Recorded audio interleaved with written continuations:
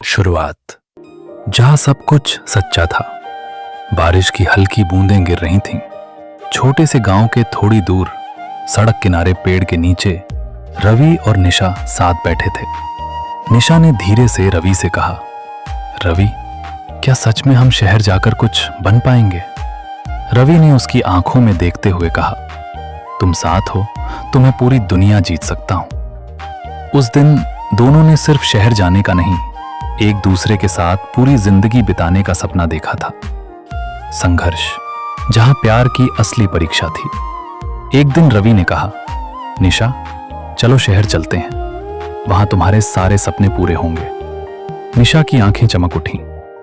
सच रवि, क्या हम कर पाएंगे ये सब? रवि मुस्कुराया। शहर ने उनका स्वागत नहीं किया, बल्कि उन्हें परखा। रवि ने निशा को अपने मौसी की लाड़की के पास शिफ्ट कर दिया, और क्योंकि निशा के मौसी की लाड़की को सब पता था, इसलिए कभी कभार रवि और निशा की मुलाकात हो जाती थी। रवि अपने शहर में दिन रात काम करता था। रवि को जल्दी जल्दी बहुत सारे पैसे जुटाने थे, ताकि रवि निशा को हर वो चीज दिलाना चाहता था जो उसे चाहिए थी। और रवि भी शहर जाकर निशा के साथ रहना चाहता था। देखते ही देखते कुछ दिनों बाद रवि ने शहर जाकर निशा को शहर में एक कंपनी में जॉब दिलाई और अपने घर लौट आया। जॉब के पहले दिन निशा बहुत खुश थी।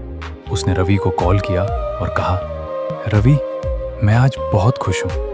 और उनकी प्यार भरी बातें बहुत देर तक चलती रही। उधर निशा अपने जॉब पर जाती और इधर रवि अपने सपनों की दुनिया के साथ खुशी खुशी अपने काम पर ध्यान देने लगा था। लेकिन जिंदगी को कुछ और ही मंजूर था। ऑफिस की दुनिया अलग थी। बड़े लोग, बड़ी बातें, महंगे कपड़े और चमकदार जिंदगी। वहीं पर निशा की मुलाकात उसके बॉस विक्रम से हुई। विक्रम अमीर, स्टाइलिश और बेहद आत्मविश्वासी। धीरे धीरे विक्रम निशा की मदद करने लगा, काम में, फैसलों में और फिर जिंदगी में। निशा को वो दुनिया पसंद आने लगी। महंगे रेस्टोरेंट, गाड़ी में घूमना, ब्रांडेड कपड़े। उधर रवि अब भी वही था, साधारण, सच्चा और निशा के लिए जीने वाला। एक दिन रवि को काम के सिलसिले में शहर से बाहर जाना पड़ा। निशा, मुझे कुछ दिनों के लिए बाहर जाना होगा, तुम अपना ध्यान रखना। निशा ने हल्की मुस्कान दी। हाँ, तुम फिक्र मत करो। लेकिन रवि नहीं जानता था, ये दूरी सिर्फ शहर की नहीं, दिलों की भी होने वाली है। क्योंकि रवि काम में ज्यादा बिजी रहने लगा, तो उसकी निशा से कॉल पर बात कम होने लगी थी। लेकिन इस बात का निशा पर कुछ फर्क नहीं पड़ा, क्योंकि अब निशा को विक्रम की बातें अच्छी लगने लगी थी।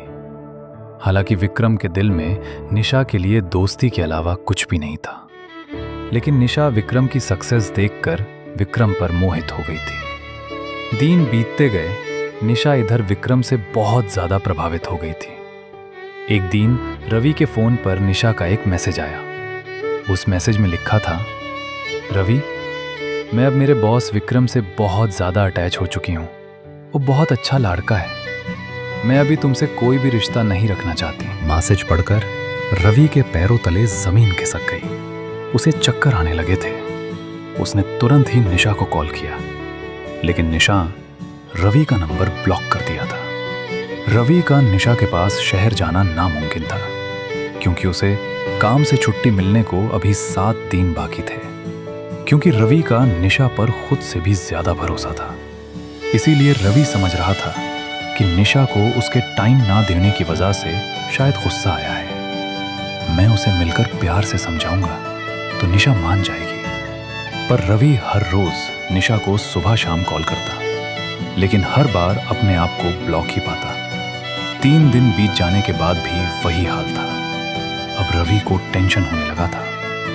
जैसे तैसे 7 दिन बीत गए और आखिरकार रवि के छुट्टी का दिन आ ही गया। रवि ने अपने काम से छुट्टी और अपनी पगार लेकर मन में उम्मीदें और सजाए हुए सपनों की दुनिया लेकर शहर की ओर निकल पड़ा। वो सपने जो रवि ने निशा के साथ रहने के देखे थे। रवि जैसे ही शहर पहुंचा तो वो सबसे पहले भागता हुआ निशा के ऑफिस पहुंचा और वहां उसने देखा निशा किसी और के साथ हंस रही थी। वो हंसी जो कभी सिर्फ रवि के लिए निकलती थी। ये देखकर रवि की आवाज कांप गई। निशा, ये क्या है? निशा ने ठंडी आवाज में कहा। ये मेरी नई जिंदगी है रवि, जिसमें अब तुम्हारा कोई हिस्सा नहीं है। ये सुनकर रवि के हाथ पैर कांपने लगे। अब क्योंकि वो कंपनी में कोई हंगामा नहीं करना चाहता था जिससे निशा को नीचे देखना पड़े, इसीलिए वो निशा के कंपनी के बाहर कड़ी धूप में निशा की राह देखते हुए बैठा रहा। दोपहर से शाम हो गई और शाम से रात हो गई। आखिरकार 6 घंटे धूप में खड़ा रहने के बाद रवि को निशा कंपनी से बाहर निकलते नजर आई। रवि निशा की ओर भागा, मगर रवि और निशा का फासला थोड़ा दूर होने के कारण निशा तक वो नहीं पहुंच पाया और निशा विक्रम की गाड़ी में बैठकर निकल गई। रवि उन दोनों के गाड़ी का पीछा करते हुए भागा, मगर शहर में भीड़ के कारण विक्रम की गाड़ी रवि की नजरों से भटक गई थी।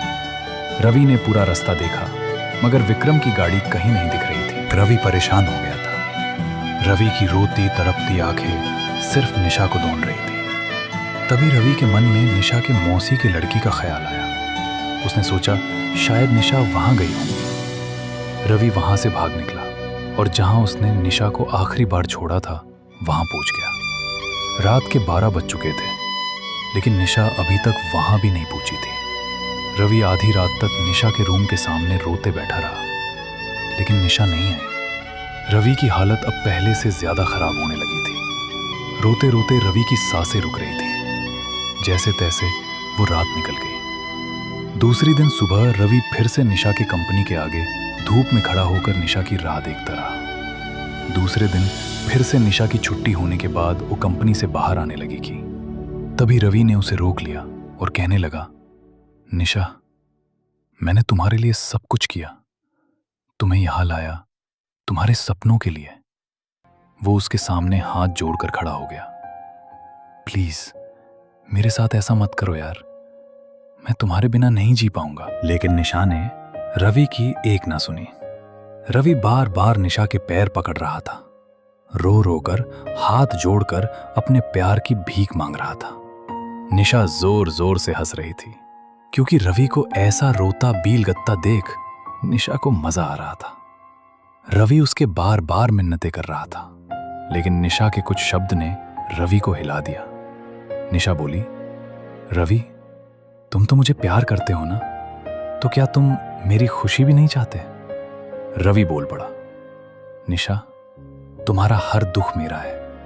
तुम बताओ ना, तुम्हारी खुशी के लिए ये रवि कुछ भी कर सकता है। तभी निशा बोल पड़ी, मेरी खुशी विक्रम है रवि, प्लीज मेरा रास्ता छोड़ो। और इतना कहकर निशा वहां से विक्रम के साथ चली गई। निशा की ये बात सुनकर रवि टूटकर तहेस महेस हो गया था। रवि के जुबान से शब्द ही नहीं निकल रहे थे, सिर्फ उसकी आंख से बस आंसू ही बह रहे थे। रवि अंदर से पूरी तरह मर चुका था। वही शहर जो कभी उसके सपनों का था, अब उसे एक खालीपन सा लगने लगा। हर गली, हर मोड़ उसे निशा की याद दिलाता। वो रातों को जागता, खुद से सवाल करता, क्या मेरी कमी थी? लेकिन जवाब कभी नहीं मिला। एक दिन रवि उसी जगह बैठा था जहां वो और निशा पहली बार शहर आए थे। उसने आसमान की तरफ देखा और हल्की मुस्कान के साथ कहा, मैंने सच्चा प्यार किया था। मैंने खुद से ज्यादा भरोसा किया था। शायद यही मेरी गलती थी। उसकी आंखों से आंसू बह रहे थे, लेकिन इस बार वो चुप था, क्योंकि कुछ दर्द शब्दों से नहीं, सिर्फ आंसुओं से बयां करने होते हैं। ये कहानी एक सत्य घटना पर है। पार्ट 2 के लिए हमारे चैनल आर के कहानियां को सब्सक्राइब करें और बेल आइकन को दबाना ना भूलें, क्योंकि हमारी आने वाली हर वीडियो सबसे पहले आपके पास पहुंचे। और पार्ट 2 के लिए कमेंट में पार्ट 2 लिखें।